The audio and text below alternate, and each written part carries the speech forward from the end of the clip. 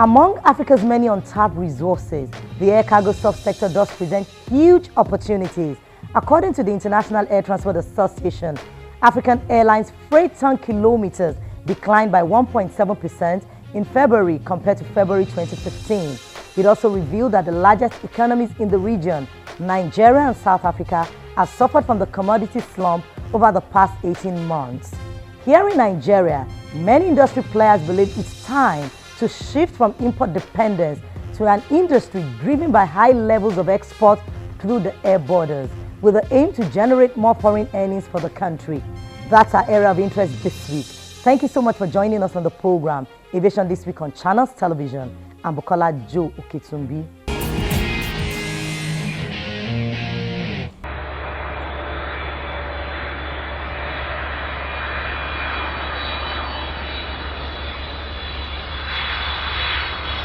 Air freight plays a critical role in global trade, transporting some 35% of goods traded internationally, and air cargo is any property carried or to be carried in an aircraft.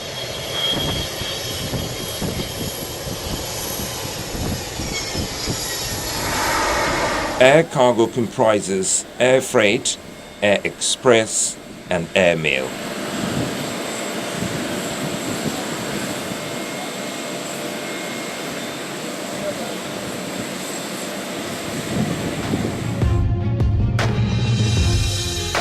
Data from the International Air Transport Association shows that air cargo volumes measured in freight ton kilometers suffered a 5.6% fall in February compared to February of 2015.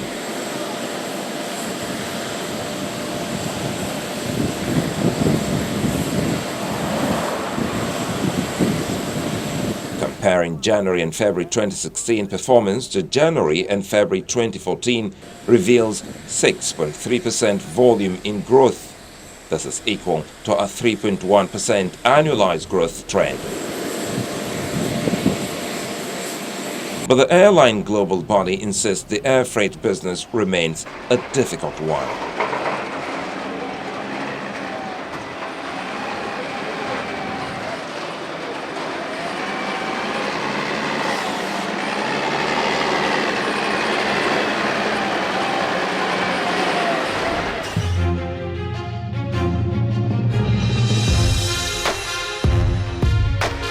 According to the data report, African Airlines FTKs declined by 1.7% in February compared to February of 2015.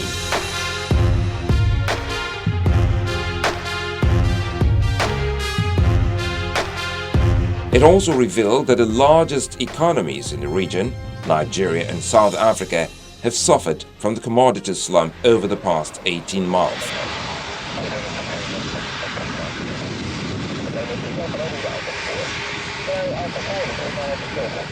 No thanks, of course, to the slump in Naira and the South African rand against the dollar. Foods like Benue, we call the food basket, has enough. Same thing with ginger, same thing with, soya beans. We have all that we can export. But unfortunately, most of these things go through our neighboring countries. And of course, if it's leaving that shore, it's labeled as export from that country. It's for government to put their foot down and make export business attractive.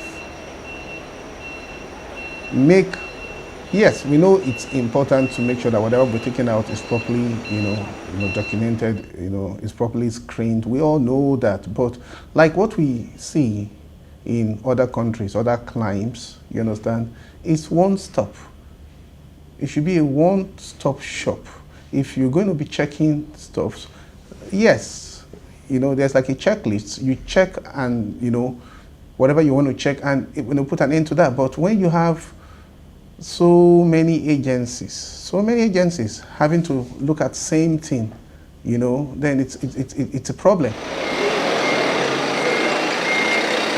While importation remains at a low time ebb in Nigeria, now may be the time for the export market to open up. We all know how difficult it is to have access to that now. and of course the exchange rate is also high. And moreover, even the medium scale, importers, I don't even want to talk about the big, importers, even the medium scale importers that go to China, that goes to Qatar, maybe Doha and Dubai to get stuffs, they can't even go again. Like I say, the boom is over. We see a big reduction. Those airlines, cargo airlines, are coming for like, say, 7 times a week. They've reduced to like 3-4 times. And moreover, instead of doing a full aircraft operation, into Nigeria, what they do now is they have different compartments. It's shared among countries. In the absence of an imminent resurgence of demand, the importance of improving the value proposition with modernized processes on exports will require planning and education for farmers who may now hold the ace for the export market. I will advise the government, as they are talking about creating farmers, empowering farmers, they should as well send professionals to work with the farmers to make sure that the goods we produce here can, even if one have to export, must meet international standard. Some weeks or some months ago, some farmers got their products exported to Europe. I think beans. They brought it back, that it could not meet international standards. The name of Lagos or Nigeria being a hub in West African subsector is just a theory, because in practice it is not there. Because most of our ports, whether the air or the seas, are not cargo friendly. The facts are there. And the ECOWAS sub-region in coming out with the common external tariff, the CET, which is the intent now, has made it even more dangerous for Nigeria, because if the Cotonou port is more friendly than the Lagos port, the tendency is that the importers or exporters will definitely use the ports. So government, like we keep on calling on government, we are this government. But now the policy makers or the ministries in charge of this should look inwards and begin now to look at how to make our ports friendly. We keep on saying that we facilitate trade, but Nigerian ports are revenue oriented. We don't facilitate trade. At the moment, Nigeria remains quite unfriendly with the high cost of doing business, with variables such as taxes and levies on fuel and cargo being amongst the highest in the world. And so, if the exportation of goods will become a great foreign exchange earner again, now is the time to define the future.